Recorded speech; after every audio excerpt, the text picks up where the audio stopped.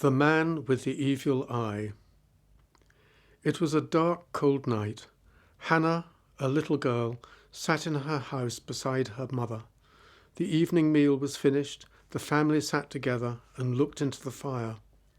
Someone knocked at the door. "Oh, don't open it," cried Hannah. "I'm frightened." But her father was already opening the door. The family's neighbour stood there. "Please," she said, "can you lend me some coffee? Mine is finished. I'm going to the market on Saturday. I'll buy some coffee then and give you some." "Yes, of course," Hannah's mother said, and she took some of her coffee and gave it to the neighbour. The neighbour went away. Hannah's father shut the door and looked at his daughter. "What's wrong with you?" he said. "Why are you frightened?" "I'm frightened of our neighbour," the little girl said. "She's old and ugly and she lives alone." Her father was surprised. "But our neighbour is a good woman," he said. "Her life is very sad. Her husband died many years ago. Her little daughter died, and her other children went away. Don't be frightened of her. She will not hurt you." The little girl didn't answer her father. She sat still and looked into the fire. At last she said, "I heard a story today. Our aunt told it to me." "What story?" said her father. "It's about a man with the evil eye," Hannah said. "Tell it to us now," said her mother.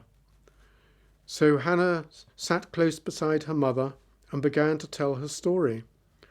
"Once upon a time," she said, "there were two little girls." "Like you," smiled her father. "Yes," said Hannah. "They were neighbours, and they lived near each other.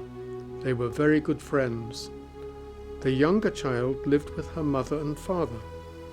The older girl's mother was dead. She lived alone with her father. The younger girl's mother was a very beautiful woman, with a lovely face and a sweet voice. Only one thing spoilt her beauty. A little chip was broken from her front tooth. But one day the little girl's mother became sick. She grew thinner and thinner and weaker, and at last she died. The little girl was very sad when her dear mother died. She cried and cried. Her friend heard the noise and came to see her. "Why are you crying?" she asked. "What's happened?" "My mother is dead," the little girl said. "I'm so unhappy.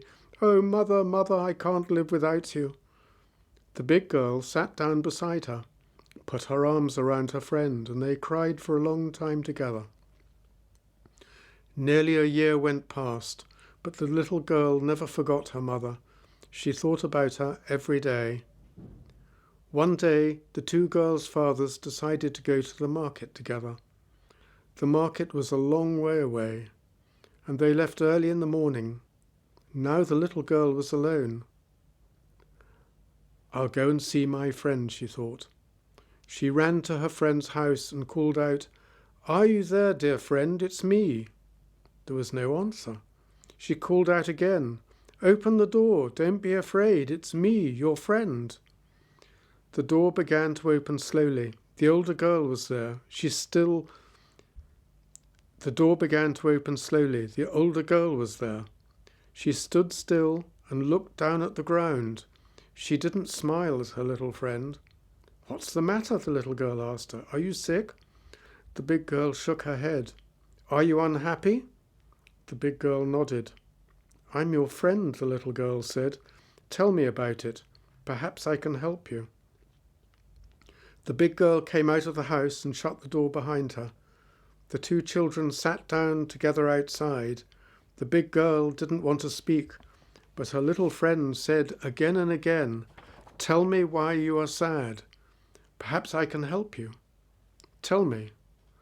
At last the big girl said, "I don't want to tell you, because you will be very angry with me, but I must.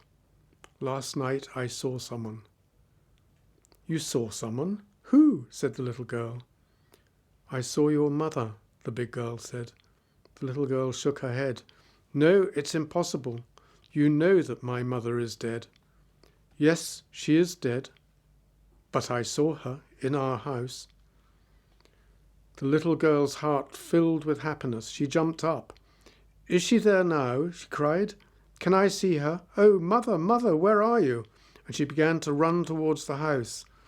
The big girl ran after her. Wait, she said. Stop. The little girl pushed past her angrily. I don't want to wait, she said. I want to see my mother. She opened the door and ran inside, but the house was empty. No one was there. The little girl ran outside. My mother isn't there, she said. You are tricking me. You're cruel. You want me to be unhappy. No, I want to make you happy, the big girl said. I'll show you your mother. Wait. She put up her hand and pulled a stick down from the roof. Then she went into the second room of the house. The little girl followed her. There were many pots in the second room. Some were big, some were small. In the corner, one pot stood alone. It was a beautiful pot, but a little chip was broken from the top. The big girl picked up the pot and carried it into the other room. Then she touched it with her stick. At once the pot changed into a human body. It was the body of the little girl's mother. Mother, oh mother, cried the little girl. She kissed her mother's body again and again. Wake up, mother, look at me. I'll read that again. Mother, oh mother, cried the little girl. She kissed her mother's body again and again. Wake up, mother, look at me. Say something to me. Oh, mother, are you alive or are you dead? Come back to me, please. But her mother did not speak. She did not move. Suddenly, the big girl heard a noise outside the house. Quick, she said, my father is coming. You must go. Go? What do you mean? Said the little girl. I can't leave my mother now. But the big girl picked up the stick. She touched the woman's body again. At once the body changed into the pot. The big girl picked up the pot and carried it back into the second room. Then she put the stick back into the roof. Go home now, she said to the little girl. Remember, this is our secret. Don't tell anyone. If my father knows, he will be very, very angry. The little girl ran home. At first she was happy. My mother is there, in the house next to ours, she thought. I saw her again. She's still my dear, dear mother. But soon she was sad. Why didn't she talk to me, she thought. Why didn't she sit up and kiss me? Is she really dead, or is she half alive? Then she felt angry. Why is my mother in my friend's house? Is her father keeping her there? Why didn't he tell my father? What is he doing to her? She heard a donkey outside the house. My father is home, she thought. What shall I tell him? I can't keep the secret, it's too important. No, I'll tell him everything. She ran outside. Her father was there. Father, listen. Today I saw my mother, she said. Her father was angry. Don't say stupid things, he said. Your poor mother is dead. But I saw her, father, the little girl said. She is in our neighbour's house. Please, you must believe me. And she told her father the story. At first, her father didn't believe her. But the little girl talked and talked. At last he said, My child, if this is true, we must rescue your mother. What did the pot look like? Tell me again. So the little girl told her father everything again. There are many pots in my friend's house, she said. Some are big and others are small. But my mother's pot is very beautiful. Only the top is a little broken. There is a chip in the top of it. Your mother was very beautiful, said the man. Only there was a chip in her tooth. He believed his daughter now. All right, he said. I must think. I must make a plan. She thought for a long time. At last he said, Your mother died 1 year ago. We will invite all our friends and relatives to a ceremony to remember her. You, my child, must prepare the food for the feast. Your aunts will help you. I will make the tallah. The next day, the little girl's father went to see his neighbour. My wife died 1 year ago, he said, and I'm going to make a ceremony to remember her death. There will be a big feast. I need some help from you." "Some help?" said his neighbour. "What do you want?" "I want to make a lot of tallow," the little girl's father said, "but I don't have enough pots. Lend me your pots, neighbour. I will give them back to you after the feast." "Ah," his neighbour said. He looked a little worried. "You want to borrow my pots?" "I don't know. My pots are good ones. Perhaps you will break them." "No, no," said the little girl's father. "I will be very careful. Please, neighbour, I need your help." At last the neighbour agreed. "Take my pots then," he said angrily, "but if you break them, you must pay me a lot of money." The little girl's father took all the neighbour's pots home. He carried the beautiful pot with a chip in the top very carefully. He put it down on the floor near his bed. Then he picked up a stick and touched it. Nothing happened. The little girl was watching. "It's the wrong stick, father," she said. "You need our neighbour's stick. He keeps it in the roof of his house." "Then we must wait," her father said. The day of the ceremony came. The little girl and her aunts worked hard. They made piles of injera and many dishes of delicious food. Friends and relatives came from far away to remember the dead woman. "She was so beautiful," one of them said. "And she was so good and kind," said another. "She was my best friend," a third person said. The man brought the neighbour's pots out of the house. They were full of tallow. He kept only one inside. It was the pot with the chip in the top. The little girl's father pulled her away from the other people. "Look, our neighbour is here now with his daughter," he said. "His house is empty. Let's go and find his stick. You must come and show me where it is." They hurried to the neighbour's house. "It's there, up there, father," the little girl said, and she showed her father the stick in the roof. Her father took it down, and together they ran back into their own house. The guests were outside. They were happy. They were talking and laughing. No one saw the man and his daughter. "Now, father," said the little girl, "touch the pot with the stick, and you will see my mother." The man touched the pot with the stick. At once the little girl's mother was there. She lay on the ground. Her eyes were shut. She didn't speak or move. "Wife, dear wife," the man cried, "is it really you?" Outside the house, someone was calling. "Where is our host and his little girl? Why aren't they here with us?" "Come, father, we must go to our guests again," said the little girl. She picked up the stick and touched her mother's body, and at once it became a pot again. The man looked at his daughter. He saw his face. He was very angry. "My neighbour killed my wife," he said. "He keeps her in his house, and she is his servant. He has the evil eye." "What are you going to do, father?" asked the little girl. She was frightened. "You will see," her father answered. "Go outside and serve the food to our guests." So the little girl went outside. She served more food and tallow to the guests. But her father went quietly to all the men of his family. "Bring your weapons," he told them. "There is an enemy at my feast. He is a man with the evil eye." His relatives went home quietly one by one. They came back with their weapons.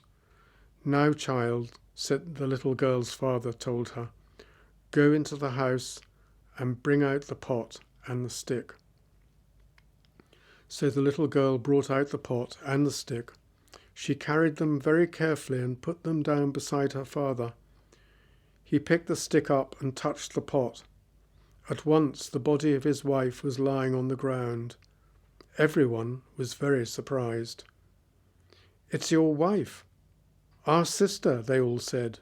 "But she died a year ago. How can she be here?" The neighbour was frightened now. He was moving quietly away. "Quick," the little girl's father said. "Catch him. Don't let him go. He is the man with the evil eye." His relatives brought the neighbour back. They stood all round him and showed him their weapons. The neighbour was frightened. "This is my wife's body," the little girl's father said. "But she is dead. You were keeping her body. You were using her. She was your servant. But where is her soul?" I don't know," the neighbour said. I don't. "Give my wife her soul," the little girl's father shouted, "or we will kill you." "Yes, give her back her soul," shouted all the men's relatives. "Yes, give her back her soul," shouted all the man's relatives. The man with the evil eye looked round. Everyone was shouting at him. Everyone was shaking their weapons. Even his daughter was angry with him now. She was shouting with the others. "Don't kill me," he said. "I'll give her soul back to her. I'll bring her to life. But you must promise to let me go." Everyone looked at the little girl's father. "I promise," he said, "if you bring my wife's soul back again, you can go. But you can never live in this place again." The man with the evil eye bent over the dead woman's body. At once she opened her eyes. Then she sat up. "What? Where am I?" she said. "Mother," shouted the little girl, and she ran into the woman's arms. "My own dear wife," her husband said, and he helped the women to... "My own dear wife," her husband said, and she helped the woman to stand up. No one was looking at the neighbour and his daughter. Very quietly they were walking away, and after that day no one ever saw them again. But the little girl and her father and mother lived happily together for many more years. "And that," said Hannah, "is the end of the story." Hannah's father looked at her. "Did the story frighten you?" he asked her. "Oh yes, father," Hannah said. "It's a true story. My aunt told me it was true." Suddenly someone knocked at the door again. Hannah screamed. "It's our neighbour," she cried. "Don't let her come in. She has the evil eye." "Stop it, Hannah," her father said. "Be quiet. Go and open the door."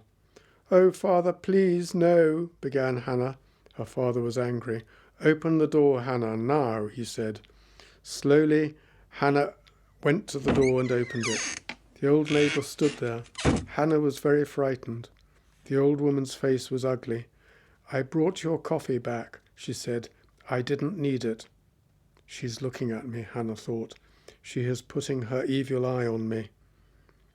Then the old woman smiled. "Ah, Hannah," she said, "you are a good girl. My little daughter was like you." Tears filled the old woman's eyes and fell down her cheeks. Hannah's father was standing beside Hannah now. "What happened to your daughter?" he asked the neighbour. "God took her," the old woman said. "She died many years ago. She's with him now in heaven. She was like your little girl, good and happy and sweet. God bless you, little Hannah." Then she turned and went away. Hannah and her father went back to sit by the fire. "Well, Hannah," her father said, "are you frightened of our neighbour now?" "No," Hannah said. "She is sad and old and lonely. I was sorry for her, but I thought at first..." "You thought she had the evil eye," her father said. "You know, Hannah, that story is a bad one. Many good people have suffered because of it. When I was a child, an old man lived near our house. He wasn't friendly to other people. He shouted at them sometimes. I think he had sickness in his mind." "He has the evil eye," everyone said. No one talked to that poor man. Children threw stones at him. At last he died, alone and unhappy. "But did he have the evil eye, father?" Hannah asked. "No, he was just a sad, sick old man," her father said. "Forget this story, Hannah. It is a cruel one, and it is not true."